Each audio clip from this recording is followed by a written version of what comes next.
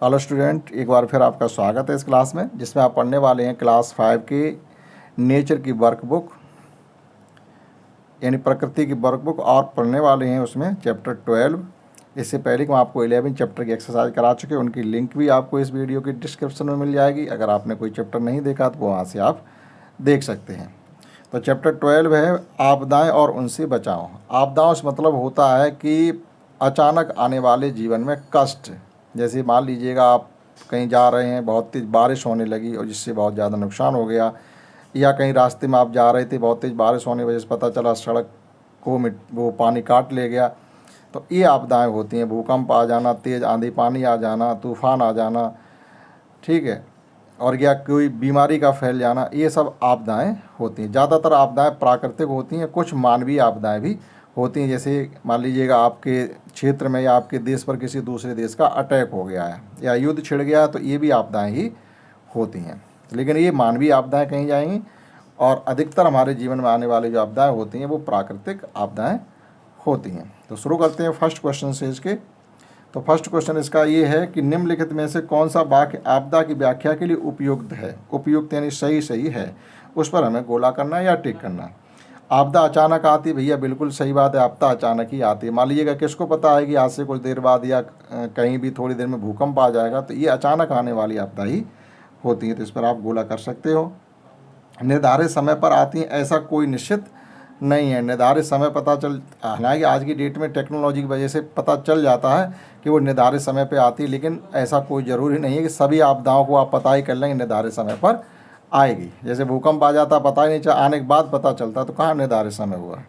ठीक है, परिचित होती है, हाँ ये तो ठीक है, जो भी आपदा होती है वो परिचित होती है, इससे हम लोग परिचित होते हैं। ये आपदा अगर आती है तो ऐसा हो सकता है।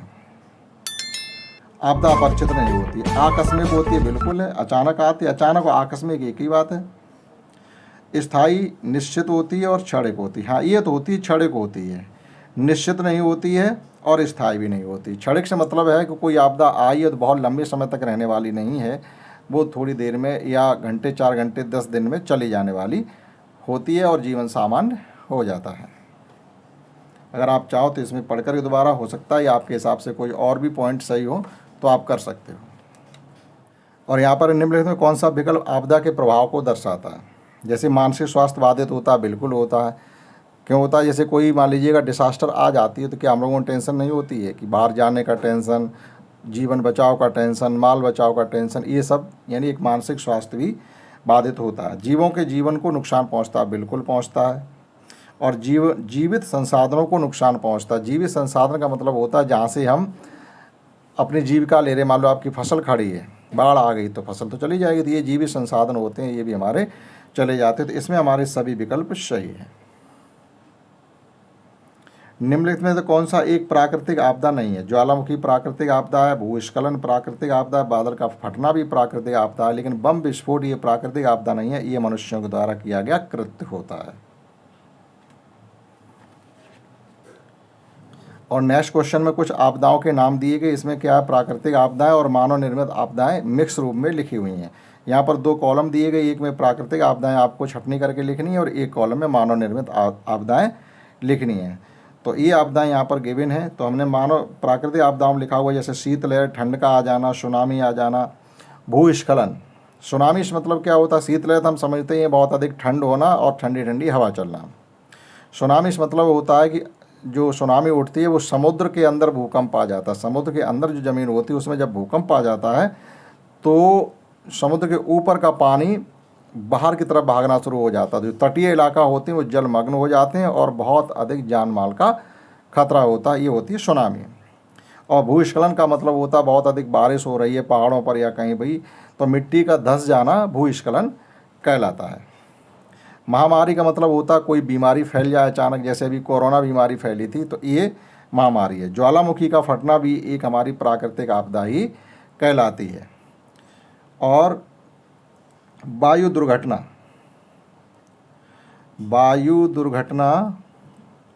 देखो वायु दुर्घटना का मतलब ये है कि हवाई जहाज से संबंधित है, तो यहाँ पर इसमें लिखना चाहिए था।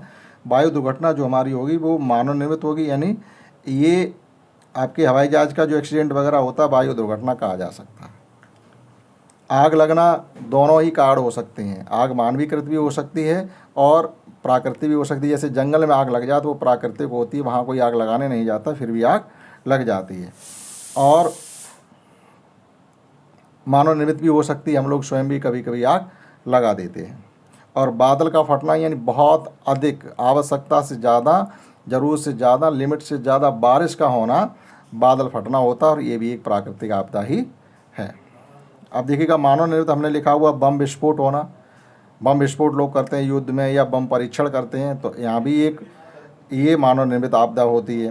प्रदूषण हम लोगों की स्वयं की देन है, इतने वाहन बढ़ा लिए तो प्रदूषण फैल रहा है। और युद्ध, आतंकवादी हमला, ये सब मानव निर्मित आपदाएं होती हैं। आपदा के दौरान हमें किन किन बातों का ध्यान रखना चाहिए, तो यहाँ पर हमने कुछ पॉइंट लिखे हैं, उनसे आप समझ पाएंगे। जैसे संभावित खतरे की पहचान करना, कि क्या खतरा आने वाला है, कैसी आपदा आने वाली, उसकी पहचान करो। उससे बचाव के क्या उपाय हैं, उनके लिए हम तैयार हैं कि नहीं। आपदा से निपटने की तैयारी, जैसे भोजन है, पेयजल है, रोशनी है, आदि चीज़ों का इंतजाम होना। ठीक, आपदा के पश्चात बचाव, राहत एवं पुनर्वास कार्य, ये आपदा के बाद के हैं, तो इन सब चीज़ों के लिए हमें तैयार रहना पड़ेगा। बाढ़ से क्षति का कारण निम्नलिखित में से कौन सा हो सकता है। लोगों के घर बह जाते हैं, लोग और जानवर डूब जाते हैं, बिल्कुल है। मृदा अपरदन होता है। मृदा अपरदन का मतलब होता है जब तेज पानी बाढ़ का बह के जाता तो वह मिट्टी को काट लेता है, जिसे हम मृदा अपरदन कहते हैं। बारिश के बाद महामारी या बाढ़ के बाद महामारी भी फैलती है, तो तीनों ही कारण इसमें हो सकते हैं। अब यहाँ पर दिया गया बाढ़ आने पर क्या करना चाहिए और क्या नहीं करना चाहिए, यानी करना क्या चाहिए, ऊंचे या सुरक्षित स्थानों पर हमें चले जाना चाहिए जहाँ पर पानी ना आने की संभावना हो। ठीक है, बाढ़ के पानी में ना उतरें और बिजली के तारों को, इन चीज़ों को ना छुएं। और भी बहुत से कारण हो सकते हैं, हमने 2-4 लिखे हैं। और बहुत ज़रूरी हो तभी पानी में उतरें, यानी ऐसा ना करें कि पता चला बाढ़ का पानी भरा उसमें कूद जाएँ। बिजली से संबंधित वस्तुओं को ना छुएं। ठीक, और जो दूसरे बचाव के उपाय होते हैं वो आपके सब तैयार होने चाहिए। तीसरा क्वेश्चन ये कि नीचे दिए गए वाक्यों में सूखा पड़ने पर हमें क्या करना चाहिए और उन वाक्यों पर हमें टिक करना। सूखा पड़ने पर, ड्रॉट का कह रहे हैं, यानी पानी ना बरसे तो सूखे की स्थिति में कम से कम पानी का इस्तेमाल करना चाहिए। बिल्कुल सही बात है, ज़्यादा पानी का इस्तेमाल करेंगे तो फिर सूखा और पड़ गई, और पानी आप ज़्यादा फैला रहे तो आएगा कहाँ से। सूखा पड़ने पर हमें किसी खुली जगह चले जाना चाहिए, ये कोई ज़रूरी नहीं। खुली जगह जाते हैं जब भूकंप आता है। कम से कम पशुओं को अपने पास रखना चाहिए। अब देखो सूखा पड़ गई है, उनके लिए चारा भोजन आप कहाँ से लाएंगे, तो ऐसी स्थिति में अगर आपके पास कम से कम जानवर होंगे तो आपको थोड़ी राहत मिलेगी, क्योंकि सबको पानी पिलाने के लिए चाहिए, सबको चारा खिलाने के लिए चाहिए, उसमें भी पानी डालना पड़ता है, तो ये तो सही है। पानी ऐसी जगह संग्रहित करके रखना चाहिए जहाँ उसका कम से कम बाष्पीकरण हो। हाँ, बाष्पीकरण का मतलब होता है पानी आपने ऐसी जगह भर के रख लिया, उसको बाष्पन होकर पानी सूर्य के प्रकाश की वजह से उड़ रहा है, तो वो आप उसका रोक के रखें, नहीं तो पानी सब आपने कहीं स्टोर भी कर लिया तो सब भाप से उड़ जाएगा। सूखा पड़ने पर हमें मेज़ या मजबूत फर्नीचर के नीचे बैठ जाना चाहिए, नहीं, ये तो भूकंप की परिस्थिति में ऐसा किया जाता है। अपने घर के चालू स्विच और इलेक्ट्रॉनिक उत्पादों को बंद कर देना चाहिए, नहीं, ये भी भूकंप की स्थिति में ही किया जाता है। सूखा पड़ने पर इनकी कोई ज़रूरत नहीं है। समुद्र तट से जितनी दूर हो सके चले जाना चाहिए, नहीं, ये भी सूखा से संबंधित नहीं है। समुद्र तट से दूर हमें तब जाना चाहिए जब सुनामी आ रही हो, तो हमें समुद्र तट से दूर जाना चाहिए। तो जो ये विकल्प दिए थे उसमें 3 विकल्प ऐसे हैं जो हमारे सूखा से संबंधित हैं। नीचे दिए गए चित्रों में कौन सी प्राकृतिक आपदा को दर्शाया गया। देखो यहाँ पर क्या दिख रहा है, किसान बैठा हुआ है और ये ज़मीन सब चटकी हुई है, अर्थात यहाँ सूखा पड़ गई और बहुत दिनों से पानी नहीं बरसा होगा, तो ये जो प्राकृतिक आपदा है वो सूखा जैसी प्राकृतिक आपदा, हमने लिखा सूखा। इस प्राकृतिक आपदा से आप क्या कारण हो सकते हैं, इसका क्या, लंबे समय से बारिश का ना होना। ठीक, एक लंबे समय तक पानी का ना बरसने के कारण ऐसी स्थिति आती है, और सूखा एक प्राकृतिक आपदा कही जाती है। भूकंप से क्या नुकसान हो सकते हैं। देखो, भूकंप जब आता है तो सबसे अधिक नुकसान होता है घरों को, और घर में अगर आप अंदर हैं और नहीं निकल पाए, घर गिर गया, तो वहाँ पर जान माल का भी बहुत ज़्यादा खतरा रहता है। भूकंप से ज़मीन पर रहने वाले प्रत्येक वस्तु का नुकसान होता है। जो ज़मीन पर है, भूकंप आया हुआ है, जैसे घर है, मकान है, जीव हैं, जंतु हैं, इन सबको भारी मात्रा नुकसान पहुंचता है। भूकंप आने पर क्या करना चाहिए, ये सही है या गलत है, कार्ड सहित अपनी नोटबुक पर आपको लिखना है। जैसे पेट्रोल पंप, मिट्टी के तेल के कंटेनर और सीएनजी पंप से दूर रहें, बिल्कुल रहें, क्योंकि भूकंप जब आता ज़मीन हिलती है और ज़मीन फटती भी है, तो ये चीज़ों में क्या है, तब आग लगने के चांस रहते हैं, इसलिए ऐसे स्थानों से दूर हट जाएं। अपने आसपास बिजली के तार या लोहे की वस्तुओं को ना छुएं, क्योंकि हाँ ये भी सही है, करंट लगने का डर रहेगा, कोई तार फाल्ट हो गया, टूट गया, तो उनसे भी दूर रहें। खुले स्थानों पर चले जाएं जिसके पास कोई इमारत, पुल या पेड़, बिजली खंभे ना हो, ये भी बिल्कुल सही बात है। जब भूकंप आए तो आप खुले स्थान में चले जाएं तो आपको बचने के चांस ज़्यादा रहेंगे और कम नुकसान होने के चांस होंगे। घर के मलबे के अंदर जाना चाहिए नहीं, अगर भूकंप आ गया तो मलबे के अंदर जाके अब तुम क्या करोगे, खुद भी दब जाओगे, तो ऐसा नहीं। और सुनामी कब आती है, देखो समुद्र के नीचे भूमि में भूकंप होने से बिल्कुल है, समुद्र के नीचे जो ज़मीन होती है जब उसमें भूकंप आता है तभी सुनामी आती है। समुद्र तट से पर आने वाली लहरों की गति बहुत कम हो जाती है, नहीं, समुद्र तट पर आने वाली लहरों की गति बहुत अधिक हो जाती है, यानी पानी बहुत दूर तक चला जाता है, तब सुनामी होती है। ये दूसरा विकल्प सही नहीं होगा। समुद्र तट के आसपास के क्षेत्र जलमग्न हो जाते हैं, बिल्कुल हो जाते हैं। सुनामी आती है, समुद्र तटीय इलाका पानी से भर जाता है और बहुत अधिक नुकसान होता है। उपरोक्त सभी तो नहीं हो सकते, तो ये 4 विकल्प 3 में से 2 सही है। और यहाँ पर कह रहे कौन सी प्राकृतिक आपदा का चित्र दिखाया गया, ये देखिएगा कुछ गाड़ियाँ हैं जो ये सड़क पूरी कट गई है। ये सड़क कब कटी होगी, भूस्खलन हुआ होगा या भूकंप वगैरह आया होगा तब ज़्यादा भूस्खलन होता है। तो यहाँ पर हमने लिखा है कि भूकंप का चित्र जो एक प्राकृतिक आपदा है। भूकंप आने से ज़मीन फट जाती है, मकान आदि ढह जाते हैं, जिससे बहुत अधिक जान माल का नुकसान होता है। ये पूछा गया था, हमने लिखने की कोशिश की है। अब यहाँ पर भी एक चित्र दिया गया है कि नीचे कौन सी प्राकृतिक आपदा का चित्र दिया गया, इस आपदा के क्या नुकसान हो सकते थे। देखिएगा क्या यहाँ पर एक ज्वालामुखी का फटना आपको दिखाया गया है, और जब ज्वालामुखी भी फटती है तो क्या होता है, आसपास के क्षेत्रों में बहुत अधिक प्रदूषण यानी भाप और राख फैल जाती है, और पेड़ पौधों को, फसलों को भी बहुत अधिक मात्रा में नुकसान होता है। चित्र में ज्वालामुखी का फटना दिखाया गया है। ज्वालामुखी फटने से आसपास के क्षेत्र प्रदूषण से भर जाते हैं, यानी बहुत अधिक धुआं और राख वाला धुआं फैल जाता है। फसलों को और बाग बगीचों को, जल स्रोतों को, जल स्रोत मतलब जैसे नदी है, तालाब है, वाहन है, कोई झील है, इन सबको का पानी भी दूषित हो जाता है, आदि हानि पहुंचती है। और एरिया का तापमान भी बढ़ जाता है, क्योंकि वो गर्म हवा निकलती है तो वहाँ पर गर्मी भी बढ़ जाती है। क्या उपरोक्त प्राकृतिक आपदा से कोई लाभ हो सकता है? हाँ, लाभ क्या होता है, लाभ बिल्कुल होता है, नुकसान तो होता है लेकिन बाद में लाभ भी होता है। ये होता है कि जब लावा की मिट्टी ठंडी हो जाती है तो जिससे काली मिट्टी का निर्माण होता है, जो बहुत अधिक उपजाऊ होती है और फसलों के लिए अच्छी होती है। लता के घर में खाना बनाते समय रसोई घर में आग लग जाती है तो सोच कर लिखिएगा, मतलब सिलेंडर फट गया या किसी और तरीके से आग लग गई। ये किस प्रकार की आपदा, प्राकृतिक या मानव निर्मित? ये जो आपदा होती है वो मानव निर्मित होती है, प्राकृतिक आपदा नहीं कही जाती। अगर हम लोगों के घरों में किसी प्रकार से आग लगती है तो वो मानव निर्मित आपदा होती है। घर में आग से बचने के लिए हमें क्या करना चाहिए?